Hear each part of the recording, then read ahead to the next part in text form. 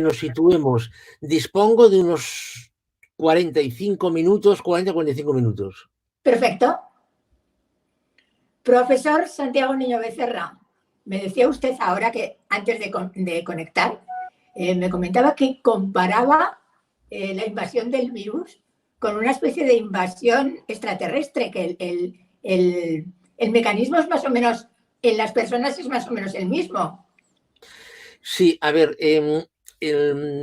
si ahora nos dijeran que en medio de Manhattan o en medio de París había aterrizado una nave extraterrestre sin que destruyese nada, o sea, simplemente que había aterrizado una nave extraterrestre, esto evidentemente nos causaría una sorpresa inmensa. Yo estoy convencido que se paralizaría absolutamente todo.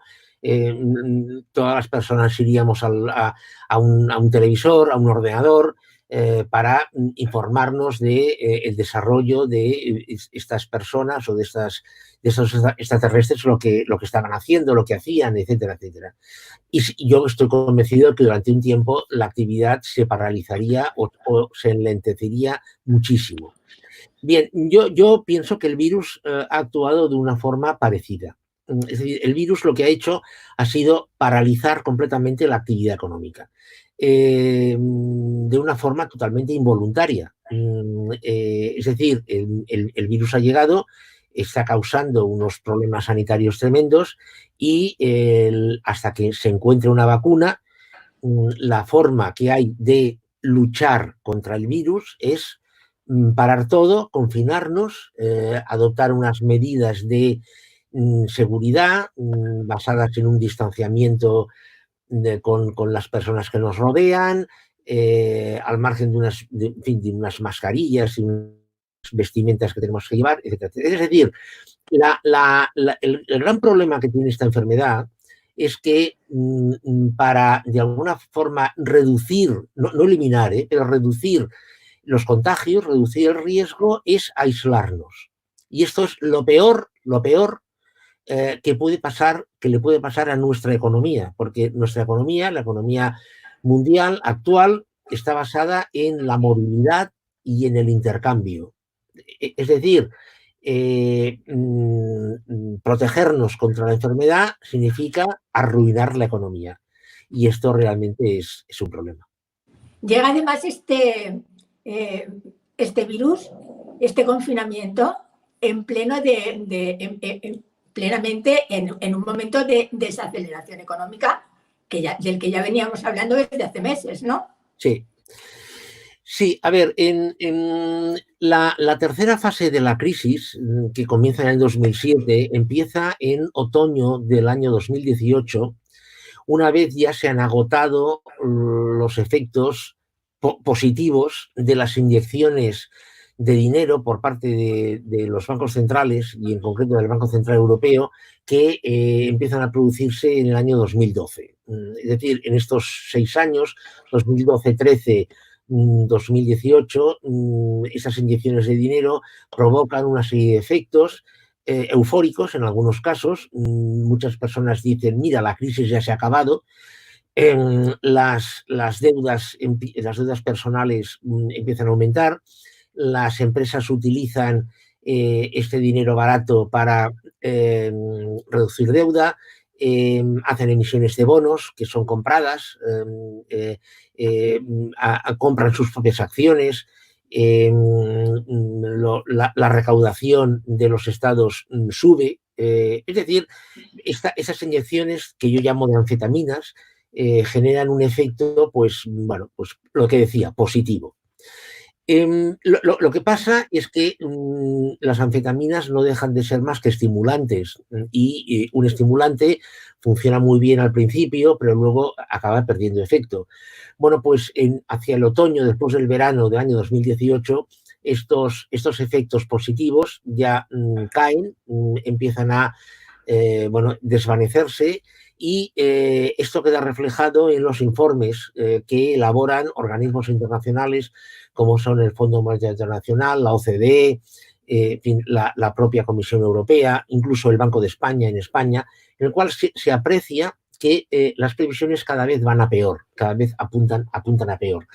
Esto, por ejemplo, hay un dato en el caso de España clarísimo, donde queda clarísimamente reflejado, y es los reiterados incumplimientos en los compromisos de reducción de déficit que España no puede claramente afrontar y que evidentemente tienen una respuesta en el incremento de la deuda pública.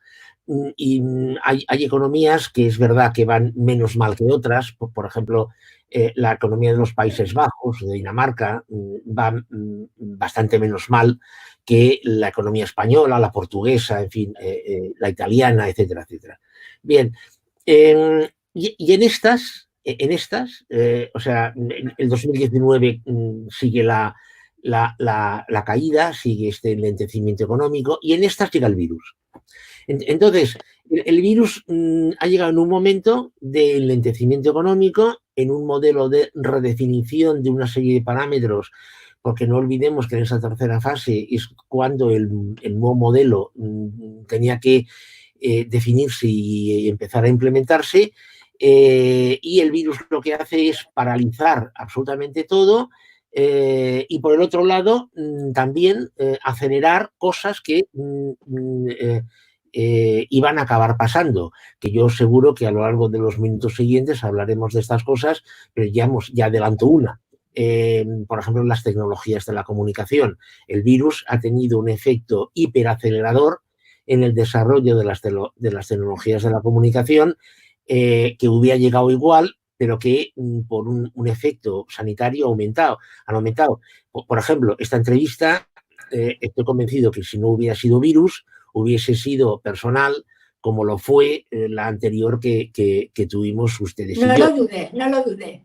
Pero bueno, gracias a la tecnología podemos tener ahora esta entrevista. Bueno, pues yo creo que el virus ha actuado de acelerador, es decir, esa cosa que se llama el teletrabajo, el trabajo a distancia, que fue inventada a principios de los años 90, y que se estaba utilizando muy poco, y en algunas actividades muy concretas, yo estoy convencido que cada vez se va a utilizar más. Y bueno, y evidentemente otras cosas también. Imagino que este detalle que acaba usted de decir, de que de repente hemos empezado a utilizar las nuevas tecnologías más ampliamente, a instaurar el teletrabajo, que no había manera de hacerlo, y evidentemente intuyo, me imagino, que las inversiones a partir de ahora irán también más destinadas hacia el sector tecnológico, ¿no? Sí, a ver, es que a ver, esto me interesa que quede muy claro. Es decir, todo lo que es el mundo de la tecnología, en todas sus manifestaciones, tecnología de la comunicación, inteligencia artificial, la producción aditiva, en fin, todo este tipo de tecnologías hubieran acabado llegando igual. Es decir, ¿por qué? Bueno, pues porque el próximo modelo, el nuevo modelo, va a ser hipertecnológico. La protagonista va a ser la tecnología, es decir, el capital, porque la tecnología en el fondo no es más que capital. Lo que ha hecho el virus ha sido acelerarlo. Es decir, en la línea que usted decía, inversiones en tecnología sin el virus se hubieran seguido produciendo en los próximos años. Lo que pasa es que el virus, tiene usted toda la razón, va a incrementar la velocidad y la cantidad de inversión que se va a dedicar a tecnología. Da la sensación, sí, da la sensación de que no nos damos cuenta, pero de que un día, cuando esto más o menos esté controlado, vamos a abrir la ventana o vamos a salir a la calle y nos vamos a encontrar una sociedad y una economía absolutamente diferente. Bueno, a ver,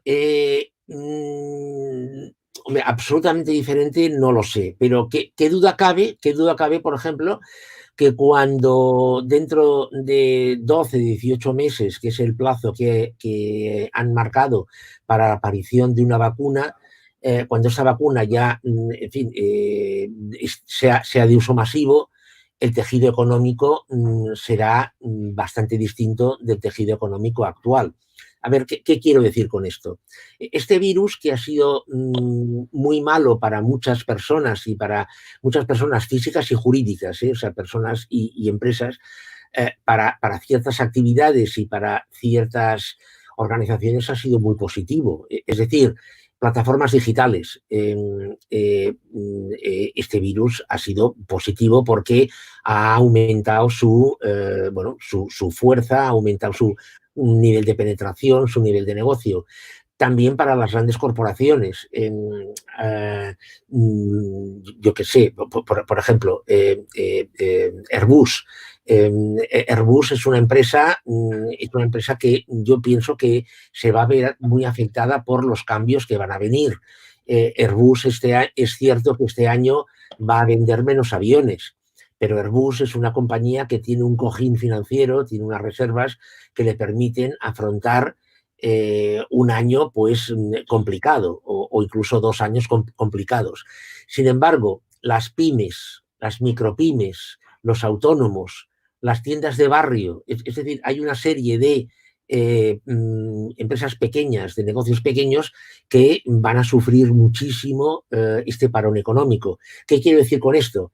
Bueno, quiero decir que cuando ya se encuentra una vacuna y el virus se haya ido, definitivamente, yo pienso que y si hiciésemos lo que usted apunta, es decir, de salir a la ventana, lo que veríamos son las corporaciones cada vez más potentes, las corporaciones actuales cada vez más asentadas y una serie de pequeñas empresas que pura y simplemente han desaparecido, o bien porque han muerto, o bien porque han sido absorbidas por empresas mayores. Es decir, hacia una concentración, vamos hacia una concentración de capital. Insisto, que también hubiese acabado produciéndose.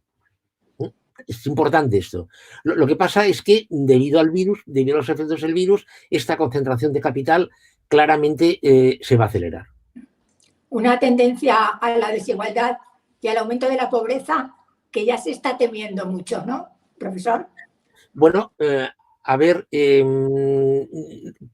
insisto, si repasamos las estadísticas, los estudios de organizaciones como Oxfam, todos sus informes de los últimos años, está poniendo encima de la mesa que se está produciendo una concentración de la renta y se está produciendo un aumento de la pobreza en consecuencia de la desigualdad. Esto es, pero ya sin virus, es decir, ya en los últimos años, ¿no? ¿Qué ha pasado? Bueno, que el virus evidentemente otra vez va a acelerar esto. En España, distintos estudios apuntan que entre personas desempleadas y personas temporalmente desempleadas, es decir, lo que se llaman los ERTES, podemos irnos a los 6,5 millones de personas. Claro, mi gran pregunta es, cuando este virus se haya ido y cuando este nuevo modelo esté implementado, ¿cuántos de los desempleados temporales volverán y cuántos de los desempleados permanentes se habrán incorporado al mercado de trabajo? Sabemos que el trabajo es el camino fundamental para la mayoría de las personas para obtener una renta. El horizonte que viene es un horizonte en el que el modelo va a profundizar en el empleo a tiempo parcial y en el empleo temporal, es decir, demanda de trabajo según necesidad. La desigualdad evidentemente va a aumentar, sí. Vamos a los datos un momentito, profesor, porque claro, el Fondo Monetario Internacional nunca nos da buenas noticias, pero en este caso ha sido especialmente, no sé si agorero o realista, pero es que estamos hablando de un déficit de menos un 9,5%. Nos dice, estamos hablando de una caída del PIB del 8%, y estamos hablando de un aumento del paro de hasta un 20, casi un 21%. Son cifras inaguantables, ¿no? A ver, yo lo que ha pasado con este informe del Fondo Monetario Internacional, realmente, se lo digo de verdad, me sorprende. A ver, hace una semana, la consultora PricewaterhouseCoopers publicó un informe en el que planteaba distintos escenarios y para España, concretamente, predecía un escenario que iba de una caída del PIB del 10% a una caída del PIB del 15%. Y este informe ha pasado sin pena ni gloria, no lo ha comentado absolutamente nadie. Y sin embargo, y cuidado, estamos hablando de un ente como es Price. Y sin embargo, este informe del fondo, no sé por qué, se le ha dado una publicidad enorme. A ver, bueno, cuidado, se le ha dado una publicidad enorme solamente a una parte, porque a otra parte no se le ha dado. Porque el informe del fondo tiene 4 escenarios. El escenario que usted ha apuntado, con este PIB, esa caída del PIB, el déficit, etcétera, etcétera, ese es el escenario base. Luego tiene 3 escenarios que empeoran la situación. Es decir, sí, cierto. Bueno, entonces, de estos 3 escenarios no se han comentado. Nos hemos centrado o los medios de comunicación se han centrado en el escenario base. Bien, este escenario base realmente es terrorífico, sí, evidentemente, porque claro, este escenario base o ese escenario tiene consecuencias. Si el PIB cae el 8% y el déficit aumenta hasta el 9,6%, esto quiere decir que la recaudación fiscal ha caído, evidentemente, y además el gasto público ha aumentado. Por eso la deuda se sitúa en el 113%, desde el 96% actual. El paro crece porque el PIB baja y en España aún existe una relación muy cerrada entre desempleo y PIB. Yo, desde luego, contemplando estos números, poniéndolos uno al lado del otro, insisto, y este es el escenario base, realmente es aterrador. O sea, es impresionante. O sea, es como si España hubiese tirado por la ventana entre 10 y 12 años. Es decir, esto significa que los últimos 12 años de la economía española, a ver, un poco estas cifras se repiten en otros países, no es que España sea el único que va mal, no, por favor, o sea, pero contemplando estas cifras es como si España se le diera un botón, que este virus hubiese sido como pulsar un botón y hubiéramos pasado así de golpe al año 2009. O sea, pam, pam. Sí. Hablaba del... Sí, dígame. No, o sea, sin transición. O sea, hubiéramos pasado del 2020 al 2009. Entonces, claro, esto nos lleva a una pregunta. El crecimiento que hemos tenido desde el 2009 hasta la llegada del virus, ¿ha sido bueno, positivo, real, correcto, etcétera, etcétera, o ha sido una ilusión y ahora estamos volviendo a la casilla de salida porque aquello no se aguantaba? Bueno, pues desgraciadamente yo creo que hay de las dos cosas. Es decir, yo creo que hay parte de ese crecimiento que ha sido ficticio, que ha sido ocasionado por ese dinero fácil regalado que llegaba del Banco Central Europeo, y por otro lado no, por otro lado realmente sea pérdida real.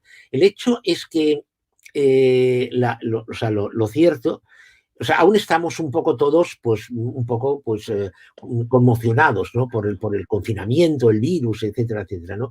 Pero cuando ya pase el verano y la situación se normalice bastante, aunque no haya vacuna, pero vamos, después del verano la situación ya estará, pues, muy normalizada. Y ya seamos conscientes de todo lo que ha pasado, realmente, ostras, será fuerte, será realmente muy fuerte porque habrá cambios, habrá caídas, habrá cierres de empresas, la situación será muy complicada, muy complicada. El fondo pone 2 escenarios muy dramáticos que empeorarían esta situación. Una es que nos retrasemos en la contención del virus y otra es que haya un rebrote del virus en 2021 y no haya vacuna. En este caso, el Fondo Monetario Internacional lo pinta muy, muy mal. Sí, es decir, en el peor escenario, vamos a lo peor de lo peor, esto significa una caída del PIB mundial ya este año del 6% en vez del 3%. Para España esto significaría una caída del PIB en vez del 8 rondaría el 15%. El año que viene sería la caída, si no recuerdo mal, del 10%, el 21, y en el 22 una caída del 4, del 3 o del 4%. Bueno, esto realmente, si usted suma, esto, vamos, ni en el peor momento de la Gran Depresión sucedió nada parecido en ninguna parte. Claro, mi pregunta delante de estos escenarios peores que plantea el fondo, mi pregunta es la siguiente. Vamos a ver, hacer un estudio de este tipo, es muy caro porque se utiliza bastante tiempo de profesionales que cobran mucho, porque son muy buenos. Es decir, este informe al Fondo Monetario Internacional le ha costado dinero y le ha costado dinero a todos los socios, a todos los países que son socios del Fondo Monetario Internacional. Bien, entonces mi pregunta es, ¿por qué el Fondo Monetario Internacional ha realizado estos escenarios adicionales? Es decir, esto ha costado dinero. ¿Por qué lo ha hecho? A ver, para pasar el rato no creo que lo haya hecho. ¿Y por qué? ¿Por qué? ¿Por qué lo ha hecho? Bueno, según su criterio. Porque yo pienso que el Fondo Monetario Internacional da una cierta probabilidad, asume una cierta probabilidad de que estos escenarios peores puedan suceder. No sé qué probabilidad, pero yo creo que le da una cierta probabilidad, porque si no, no lo hubiera hecho. Insisto, porque un estudio de estos es muy caro. Entonces, claro, si ya el escenario base, que es del que todo el mundo habla, ya es malo, bueno, pues imagínese lo que sería el peor. O sea, vamos, significaría retroceder a los años 50, o sea, algo absolutamente terrorífico. Digamos que yo quiero pensar que esto no va a suceder. Pero vamos, insisto, quedándonos en el escenario base ya es una situación complicada.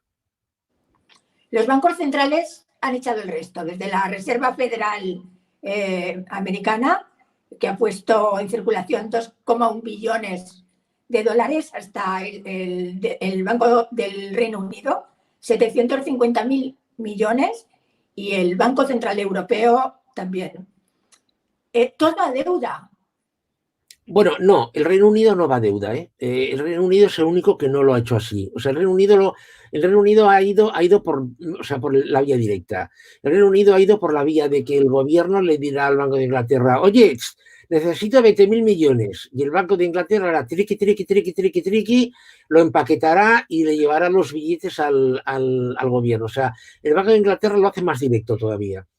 Que de hecho este sistema no es un sistema nuevo, o sea, en la Edad Media se hacía algo parecido y luego pasaba lo que pasaba, claro. Es decir, pero sí, tienes razón, la inmensa mayoría de países lo harán vía deuda. Bueno, a ver, claro, es que si, simplemente con que España, ya vamos a España, en el fondo Monetario Internacional estima que en el año 2021 la deuda española puede situarse en el 115% del PIB, aproximadamente, 114, algo, 115. Claro, recordemos que España acabó en el año 2019, cerró el 2019 con una deuda del 56% del PIB. Si pasa del 96%. Si pasa del 96 al 115, quiere decir que España ha aumentado 20 puntos prácticamente su deuda. Claro, también porque el PIB ha caído, evidentemente, pero claro, esto significará que España va a pasar de pagar unos 32.000 millones de euros de intereses a cerca de 40.000 millones. O sea, esto es tremendo. O sea, es absolutamente tremendo. Y esto es extrapolable a otros países. O sea, insisto, no es que sea solamente el caso de España, o sea, va a pasar también a Francia. El caso de Estados Unidos es espectacular. Estados Unidos se va a un déficit del 15%, en fin, tremendo. O sea, lo que pasa es que en Estados Unidos parece que el tema de acumular deuda importa poco, ¿no? Sí, entre otras cosas porque se la compra el resto del mundo. Es decir, yo, ahora que saca usted el tema este, yo lo de Estados Unidos, sinceramente, es que yo no lo entiendo. O sea, la verdad es que no lo entiendo. Es decir, el resto del mundo hemos aceptado comprarle a Estados Unidos toda la deuda que le convenga emitir y el resto del mundo también hemos aceptado dar como buenos todos los dólares que a Estados Unidos le convenga imprimir. Y también hemos aceptado que esa deuda nos la pague con esos dólares. Esto no le pasa a ningún país.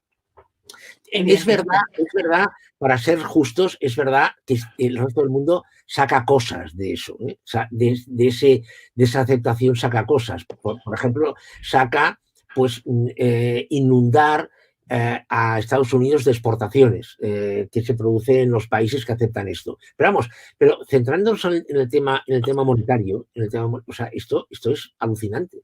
O sea, es absolutamente increíble. Yo, lo que pasa es que, o sea, es decir, el nivel de, aunque parezca un error lo que voy a decir, el grado de dependencia de Estados Unidos del resto del mundo es absolutamente espectacular, absolutamente. Y eso es muy peligroso. Es decir, esto es lo mismo que pasó con los tulipanes en Holanda en el siglo XVII, ¿no? O sea que por un bulbo de tulipán llegó a pagarse el precio de una casa. Bueno, hasta que alguien dijo, bueno, pero a ver, perdone, pero realmente un bulbo de tulipán vale esto, o sea, vale esto que estamos pagando. Y a la que alguien se hizo esa pregunta, el precio de los tulipanes se hundió, o sea, se hundió al abismo más profundo que nos podamos imaginar. Claro, en Estados Unidos un poco no, puede pasar lo mismo. Es decir, si alguien se pregunta, bueno, a ver, pero realmente la economía de Estados Unidos está en una situación tal que el dólar realmente vale lo que estamos aceptando que vale, y entonces esto es muy peligroso. Es muy peligroso para Estados Unidos, es muy peligroso para Estados Unidos, pero también es muy peligroso para el resto del mundo, porque el dólar es una moneda de refugio. O sea, quiere decir que es una situación muy complicada. Todo a sabiendas de que Estados Unidos, además, ha entrado en esta crisis del coronavirus al borde ya de una crisis económica importante, con el negocio del fracking absolutamente hundido por la guerra del precio del petróleo, con una tasa de paro y de desempleo en los sectores del gas y del petróleo, del fracking, en aumento y al alza, y aún así parece que confiamos en ellos, ¿no? Bueno, a ver, Estados Unidos, como el resto del mundo, estaba dentro de una crisis. Es decir, yo cuando, de la crisis del 2007, lo que pasa es que Estados Unidos, insisto, daba un aspecto de economía rolliza y economía sana debido a la deuda que emitía y que todo el mundo, y que el resto del mundo le comprábamos, ¿no? Es decir, era una situación, o es una situación de Estados Unidos, bajo mi punto de vista, muy ficticia. Tasa de desempleo. La tasa de desempleo en Estados Unidos es baja, y aquí meto todo, ¿eh? Meto también los desanimados, meto el subempleo, etcétera, etcétera. O sea, nos decían, oh, qué baja es la tasa de paro de Estados Unidos. Bueno, sí, claro, la tasa de paro es muy baja en Estados Unidos, pero es que en Estados Unidos hay personas que tienen 6 empleos. 6. ¿Por qué? Bueno, pues porque son empleos precarios absolutamente, de 1 hora al día o de 2 horas al día, y tienen que ir empalmando de un empleo a otro. Los salarios reales el salario real medio está prácticamente estancado en Estados Unidos desde el año 73.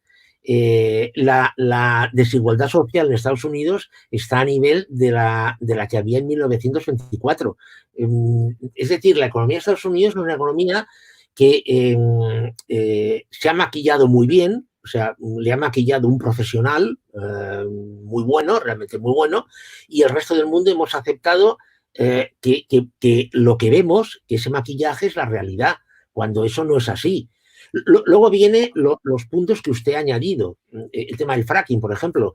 Bueno, el tema del fracking, lo que no se cuenta del fracking es que el yacimiento medio del fracking necesita un precio mínimo de 50 y tantos dólares, 60, para ser rentable, y que hay un porrón de empresas que se dedican al fracking que están arruinadas y con deuda hasta las pestañas y que están a punto de quebrar.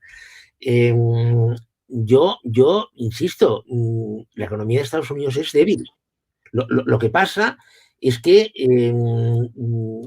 también porque al resto del mundo le conviene, es decir, nos aceptamos creer o nos creemos que está bien o que es sólida, que está en una situación correcta, cuando no es así. Esto nos pilla a los europeos en una situación complicada, en una situación geopolítica de guerra entre Estados Unidos y China, en la que también participa Rusia por el tema del precio del petróleo, ahora por la consecución de la vacuna del coronavirus. Nos pilla en una situación complicada, ¿no? A los europeos. Mire, yo sobre la guerra esta tecnológico-comercial entre Estados Unidos y China, yo a ver, tengo mis reservas. Es decir, a ver, que son oponentes, está claro, o sea, porque Estados Unidos está estancado. Mire, permítame que haga un paréntesis y vuelva un momento a la situación anterior. Hay un dato que, o sea, no cambio de tema, pero hay un dato que define perfectamente cómo se encuentra la economía de Estados Unidos. Dos datos, vaya. La productividad en Estados Unidos está totalmente estancada. Absolutamente, está estancada. En segundo lugar, la tasa de actividad en Estados Unidos hoy es la más baja en 40 años. Esto nos está dando una radiografía, yo creo que muy exacta, de la realidad de la economía de Estados Unidos. Ya paso del tema financiero y todo eso me olvido y voy a la base. Es decir, la productividad y la tasa de actividad. Bien, entonces, volvemos de nuevo a lo que usted comentaba, ¿no? Esta pugna comercial, tecnológica, comercial, entre Estados Unidos y China. Yo tengo mis reservas de que las tuve desde siempre, de que esto fuera a acabar realmente mal, es decir, haciéndose realmente daño. ¿Por qué? Porque a ninguno le conviene. Es decir, en los años 50, yo sí que, si se hubiera producido una situación parecida, yo sí que creo que Estados Unidos hubiese llegado hasta el final. O sea, con todo lo que hubiera hecho falta. Porque en los años 50, en los años 60, Estados Unidos era una auténtica potencia y nadie podía hacerle sombra, en ningún punto, en ningún aspecto. Bien, hoy esto no es así. Hoy, hombre, a ver, es verdad que el PIB per cápita de Estados Unidos es más alto que el PIB per cápita de China. Esto es cierto, pero porque China tiene 1.300 millones de habitantes. Es decir, si China tuviera 1.000 millones de habitantes menos, el PIB sería poco menor y el PIB per cápita sería mucho más elevado. Hoy China, y incluso en algunos aspectos, incluso Rusia, también Alemania, por descontado, Europa, varios países, tiene un nivel tecnológico y un nivel competitivo superior al de Estados Unidos. Lo que pasa es que como estamos en una economía postglobal en la que todo está conectado con todo y todo es interdependiente de todo, claro, la sensación por un lado y la realidad por el otro de estas pugnas que pueda haber, pues claro, salen damnificados. De ahí, por ejemplo, que, y el caso del 5G es un caso clarísimo, Europa sea damnificada de esta pugna. Mire, todas las personas que saben del tema han reconocido que China lleva 2 años de delantera a cualquier país del planeta, a cualquier empresa del planeta en tecnología 5G. Esto lo ha aceptado todo el mundo. 2 años hoy en un tema tecnológico es la eternidad. La eternidad.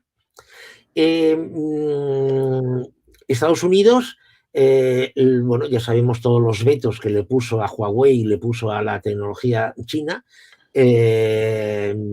Bueno, que Estados Unidos podríamos decir, bueno, pues el que haga lo que quiera, evidentemente, pero ¿quién ha salido perjudicado de eso? Europa. ¿Por qué?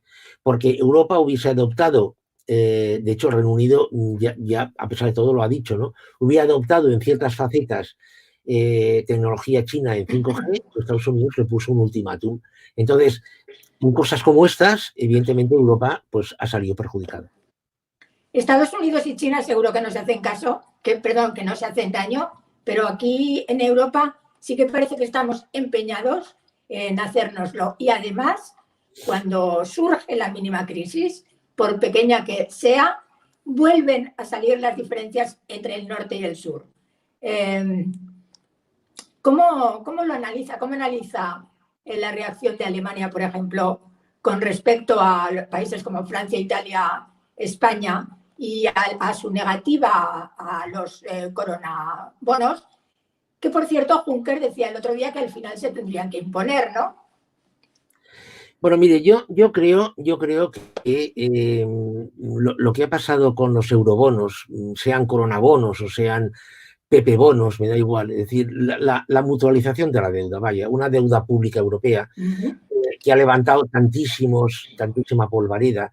Yo creo que en el fondo no es más que la manifestación de que eso que otra vez, nos había convenido creer que había una sola Europa, es falso. A ver, mire, esto es muy simple. Esto es muy simple. El Imperio Romano se acaba aproximadamente en el 450-460, o sea, es decir, en el siglo V. Bien, desde el siglo V, sobre todo ya desde la Baja Edad Media, ¿no?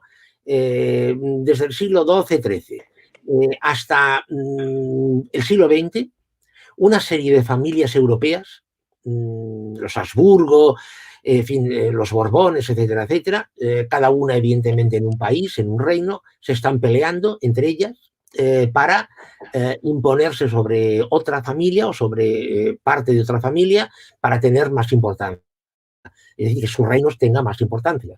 ¿Qué quiere decir esto? Que durante prácticamente 1000 años, resumiendo, Europa está en guerras constantes, peleándose una con otra. Ya el colmo fue el siglo XVII. En el siglo XVII en Europa hubo guerra 98 años. Solamente 2 años no hubo guerra. Una guerra u otra, no la misma guerra, pero una guerra u otra. Bien, ¿qué quiere decir esto? Esto quiere decir que en Europa hay pugna. ¿Qué es lo que pasó? Después de la Segunda Guerra Mundial, Europa dijo, ostras, igual nos hemos pasado un poco, ¿no?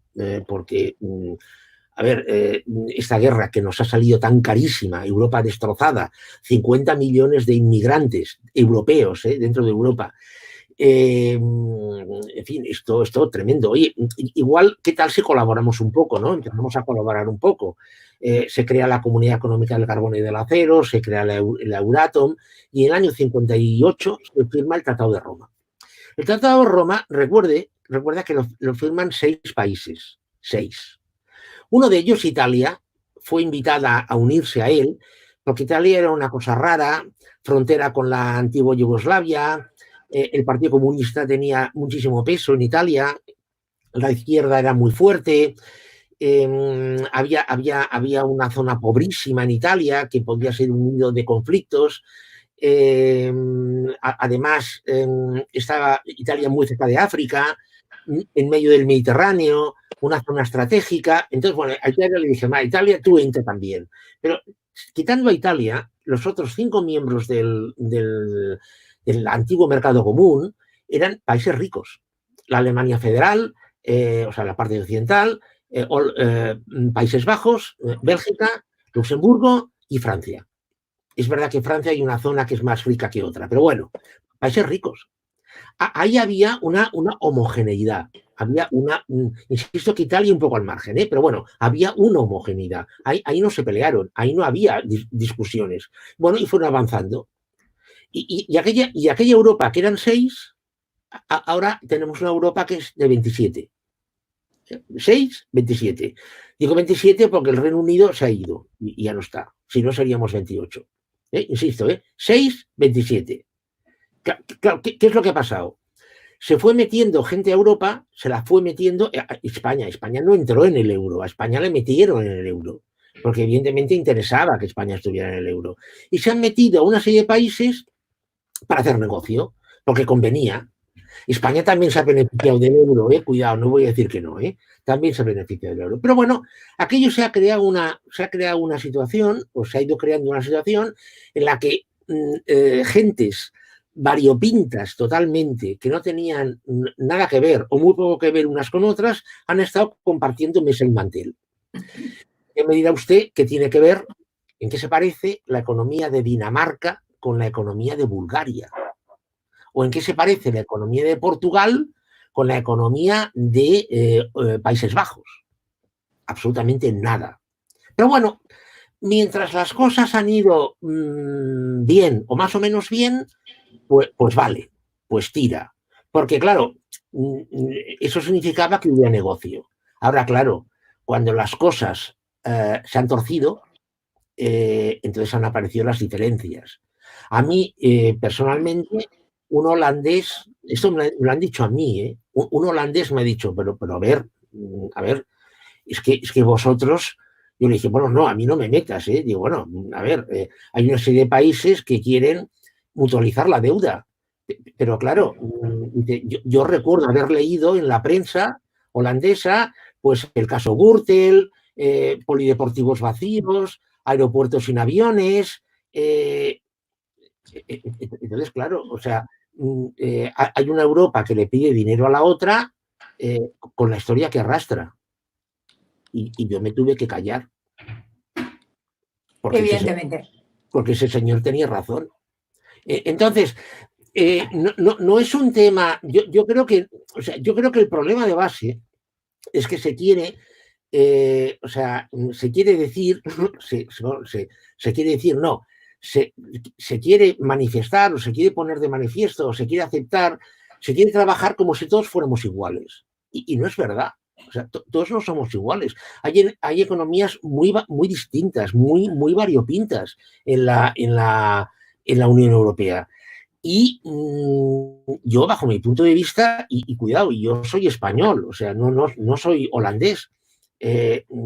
Yo entiendo que, a ver, una deuda única, una deuda pública europea única, tiene bastante poco sentido, porque las economías son muy distintas. A no ser, cuidado, a no ser que se trabajara en tener una política fiscal única. Entonces las cosas cambiarían.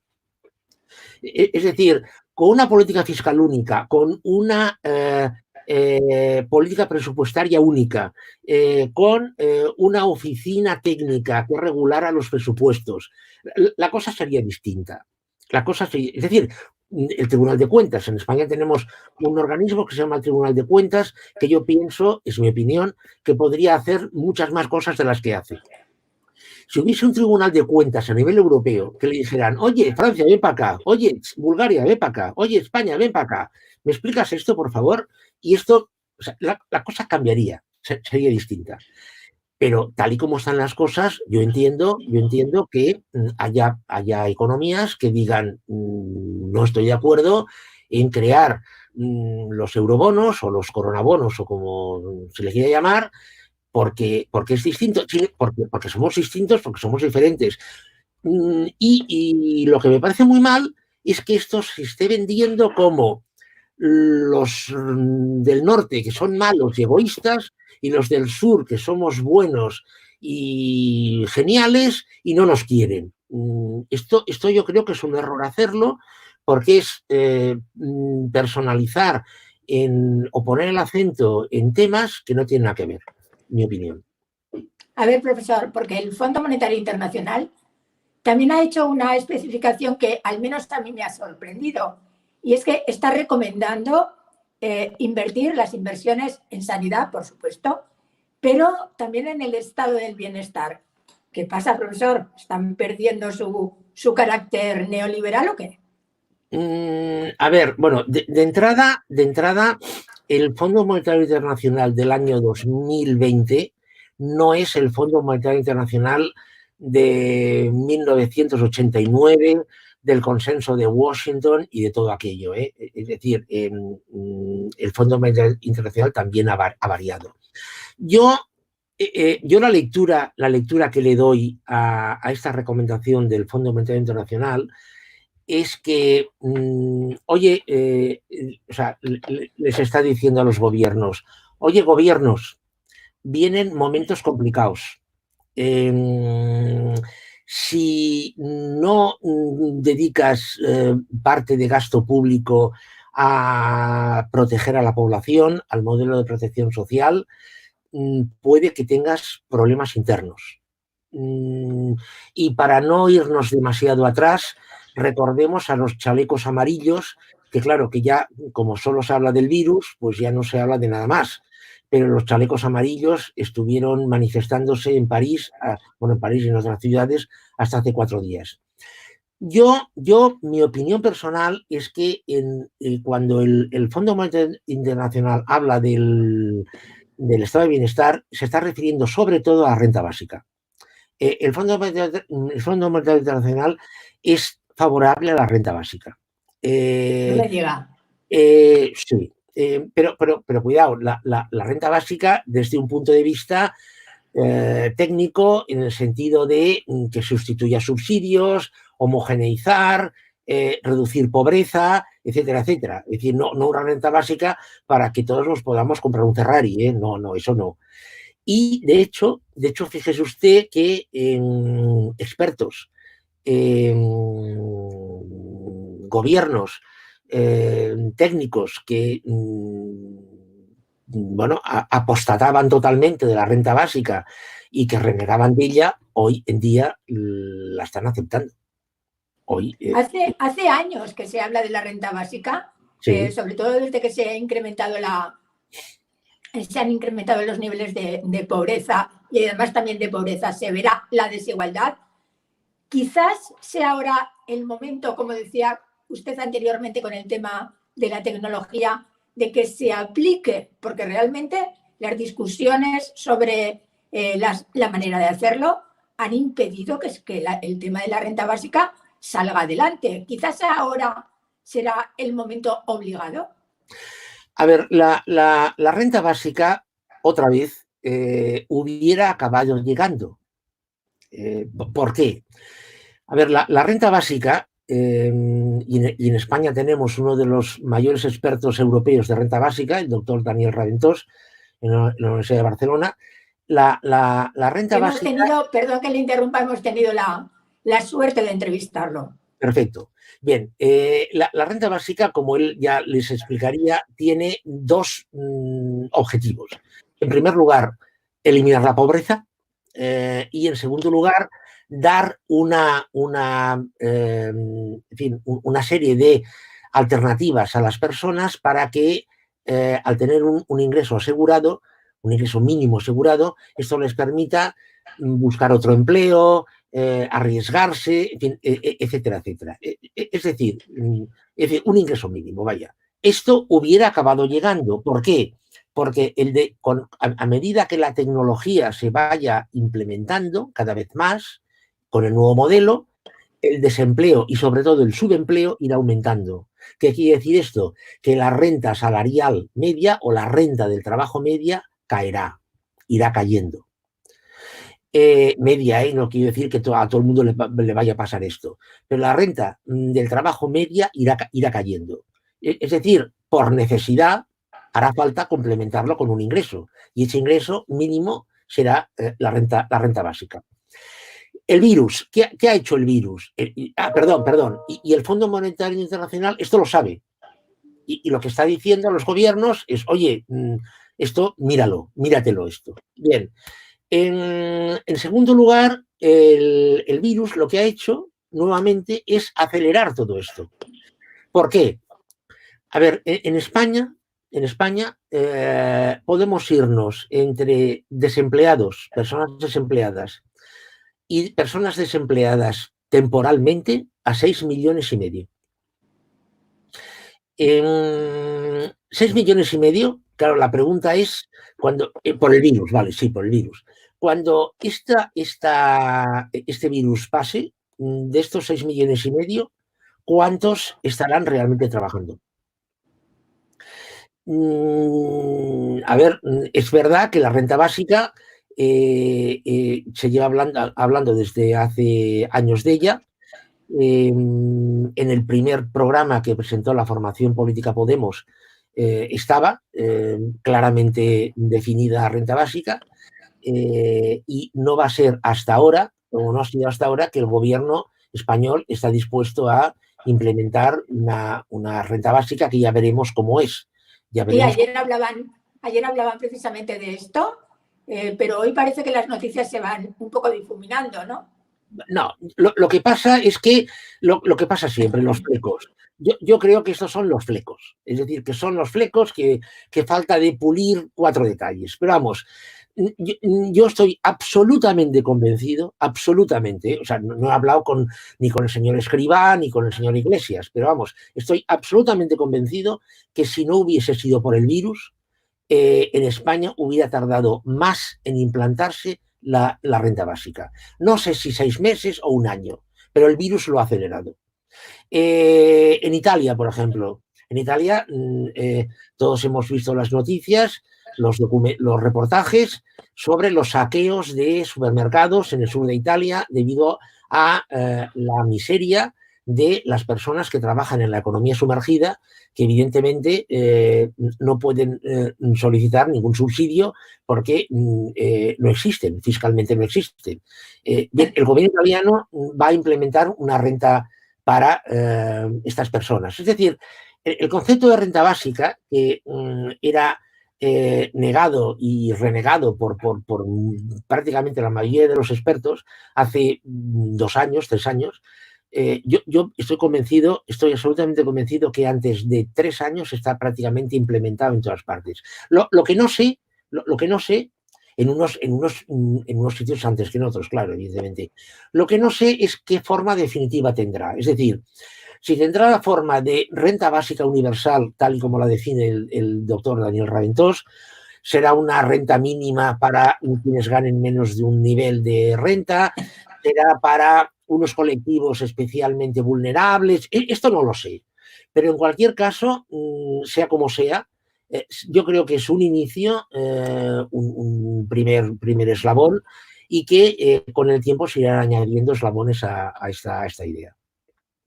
Profesor, ha salido un informe, creo que esta mañana o ayer, de experimentados epidemiólogos de la Universidad de Harvard, confirmando ese escenario tan malo que describía el Fondo Monetario Internacional, y dicen que hasta 2022 vamos a sufrir confinamientos espaciados y bueno, ¿cómo interpreta esto? Esto nos va a poner delante de un escenario totalmente catastrófico, ¿no? Bueno, a ver, si el virus, o sea, vamos a ver, vamos a la mejor de las opciones. Es decir, que la enfermedad queda controlada en el 2020. En el 2020, hacia diciembre, este es el mejor de todos, ya sale la vacuna, estos confinamientos y estas medidas de seguridad funcionan, la tasa de contagios baja en todas partes, en todos los países.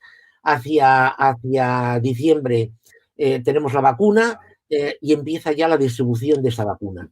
Con lo cual, al menos sobre el papel, a mediados del 2021, la situación está totalmente normalizada. Digo sobre el papel porque evidentemente en las mentes de las personas que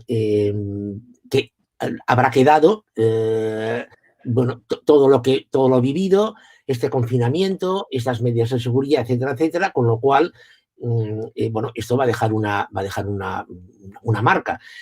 Antes de empezar a hablar con ustedes, estaba hablando con una persona que tiene 41 años, es decir, que no tiene 87, una persona que tiene 41 años y me decía, yo voy a pensarme 3 veces a partir de ahora y durante bastante tiempo coger un avión.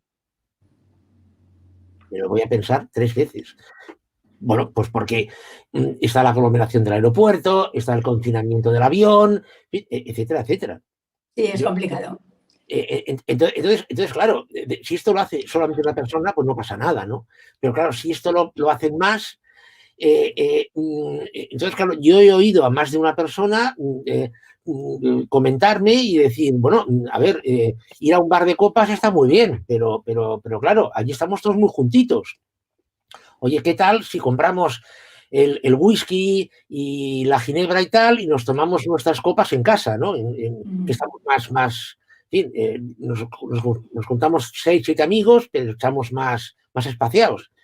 Claro, si esto se le ocurre no a 6 personas, sino se les ocurre a más, claro, esto poco a poco, durante un tiempo, nos está influyendo y nos está cambiando de alguna forma el tejido social, ¿no? Las interrelaciones sociales. Insisto, esto en el mejor de los casos, ¿eh? Yendo a este supuesto de la Universidad de Harvard, que se sigue con confinamientos que además serían cíclicos, no sería todo confinado, ¿no? O sea, serían cíclicos por zonas, por segmentos de edad, por actividades, etcétera, etcétera. Bueno, es que, a ver, el 2022 en términos económicos es una exageración. O sea, tiene que acabarse todo este año y estamos en abril, tiene que pasar todo el año siguiente, el 2021, y nos metemos en el 2022. O sea, es que los cambios económicos, sociales, culturales que se producirían serían absolutamente tremendos. El PIB bajaría, por descontado que bajaría el PIB, pero es que yo estoy convencido que si esto pasa, una persona media en julio, agosto del año 2022 sería totalmente distinta a una persona del julio-agosto del 2019. Es decir, casi estaríamos hablando de sociedades distintas. Cuidado, y esto no lo ha producido ni una catástrofe, ni una erupción volcánica, ni una guerra, ni un meteorito que haya chocado contra la... No, lo ha producido un bichito mega pequeño, bueno, que ha causado una enfermedad, bueno, que tiene una tasa de contagio enorme. Es decir, este supuesto de la Universidad de Harvard evidentemente nos tiene que hacer meditar. Claro, si usted me pregunta, ¿y es posible que estos escenarios que han dibujado el fondo tienen que ver con el estudio de Harvard? No lo sé. Por lo menos han coincidido, que ya es mucho. Dígame, profesor, el mundo un poquito al revés. Trump inyectando, rescatando a las aerolíneas, con 25.000 millones. Merkel rescatando a una empresa como Adidas. Vamos a ver, están cambiando las cosas, pero mucho. Bueno, a ver, la administración Obama rescató a General Motors. Y además a un montón de bancos y compañías de seguros y cosas por el estilo. A ver, es que mire, esto del capitalismo es una cosa que es muy curiosa, ¿no? O sea, mientras las cosas van bien, recuerda la famosa frase de Ronald Reagan, el Estado es el problema. Pero cuando las cosas van mal, toc, oye, necesitamos ayuda.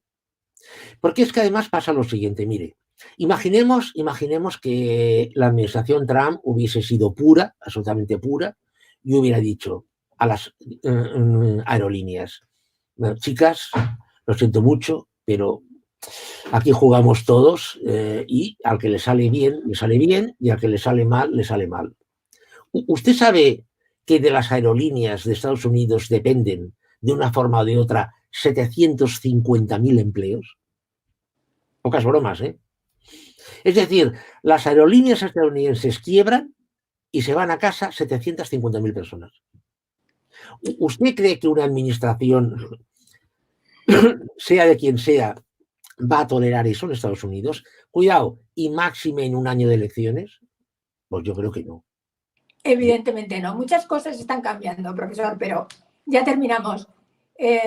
Si usted tuviera enfrente a Pedro Sánchez en estos momentos, con todos estos frentes abiertos que tiene, el control de la epidemia, la renta básica universal, el número de parados, la deuda, ¿qué le aconsejaría?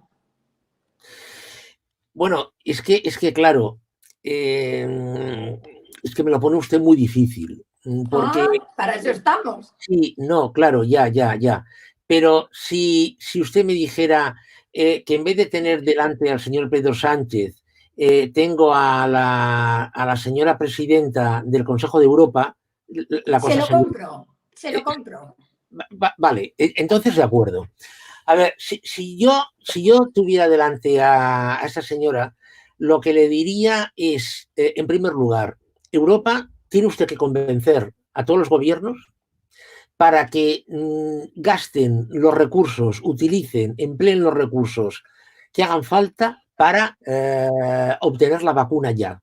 Hasta que no tengamos la vacuna del virus, las cosas no se normalizarán.